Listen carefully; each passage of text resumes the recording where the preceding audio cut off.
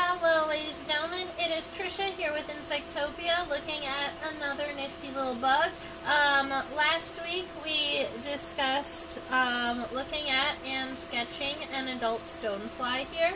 So, oh my goodness, this is hard. So I pulled a stonefly out of my collection here. We can see the entire stonefly underneath the microscope, so if we measure from the front of the head, we can't see the back of the abdomen, so we're going to go all the way to the back of the wings here.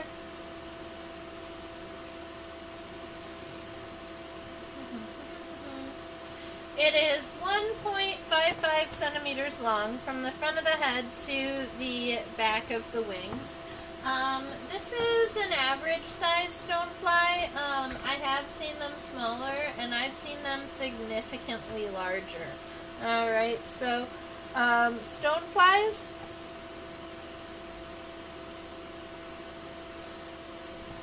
stoneflies are their own order of insects. So let's see, if I write stonefly up here, make sure that stonefly is one word because it is not a true fly. Stoneflies have 4 wings, whereas true flies have 2. And their order is Plectoptera. Here we are. Plectoptera. They are a primary indicator of healthy water.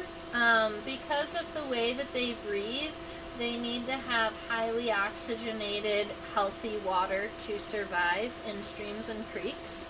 And so when you see them, you know that the water is healthy and highly oxygenated because that's what they need to survive. And also, where you see a lot of stoneflies, you will also see a lot of fish. So fishermen and those kinds of people will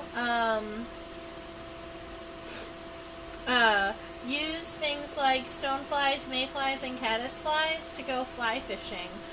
Because it's these types of insects that come and they land on the water and they lay their eggs, or they land on the water, or maybe they've just been flying around the water laying eggs on the plant materials on the edges, and then they'll fall in the water and die, and then the fishies eat them. So that's why fly fishermen will use them.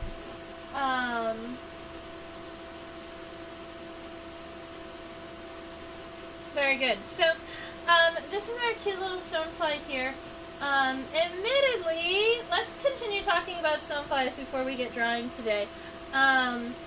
If I get a number of people to join us in about the next 10 minutes, then I'll continue the live stream, but if we don't have a lot of people join me today, I'm going to take a pause today and get to doing some other things.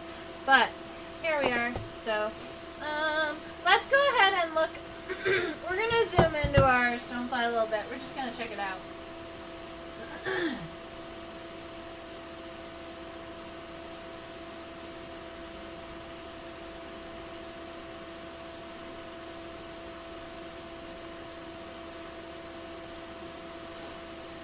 So from this view here, we can see both of the stoneflies' compound eyes, the large ones off to the side. But we're also seeing simple eyes. Our stonefly does have ocelli.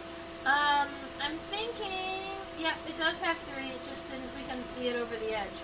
So there are 3 ocelli, or 3 simple eyes. They are in that little perfect triangle on the top of the head. So if I was to zoom in right around here, the ocelli, spelled like this, ocelli, are right here. 1, 2, and 3 over there. And those eyes are simply light sensors. They can't see color and they cannot see shape. They can only see light and dark. They're simple eyes. Whereas the big compound eyes have the ability to see shape, have the ability to see color, and some stoneflies are also predatory, but I think that that's primarily as an immature. I think most stoneflies as adults actually don't eat, but I would have to look that up.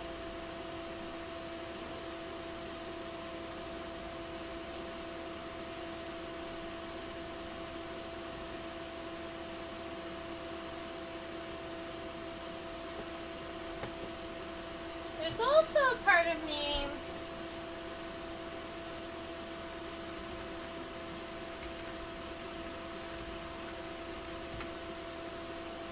Oh no, that's an immature.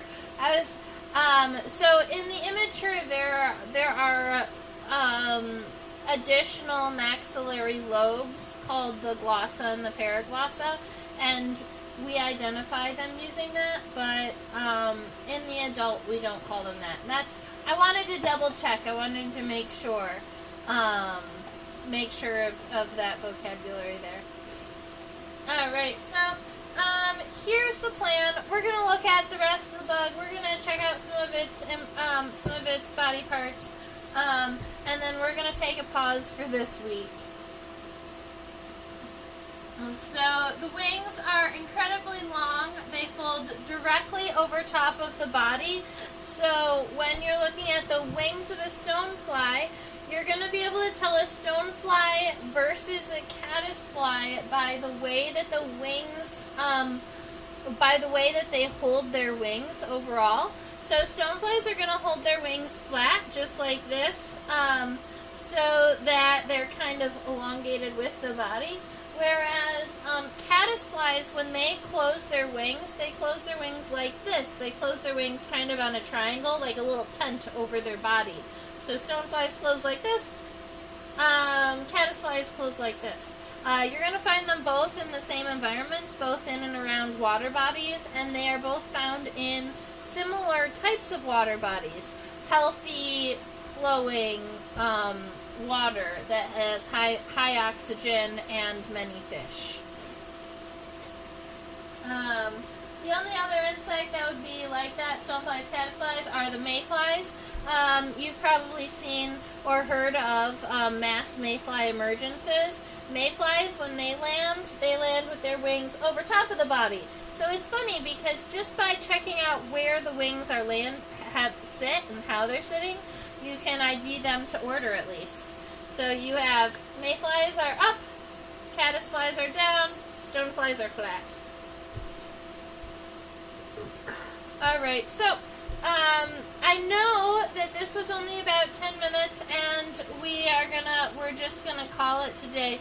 We have a short live stream today, which also means that we're gonna just bring this stonefly back out and we're gonna draw it next week.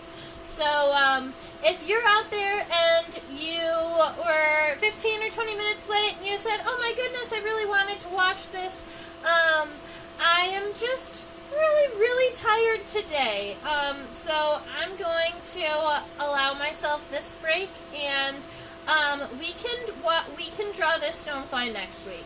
I hope that you all have a fabulous rest of your week. I'll go ahead and close it out anyway.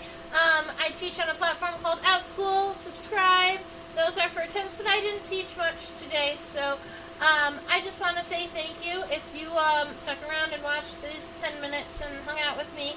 I hope that you all have a fabulous rest of your week. I look forward to doing stoneflies with you next week. Alright, stay buggy. Bye.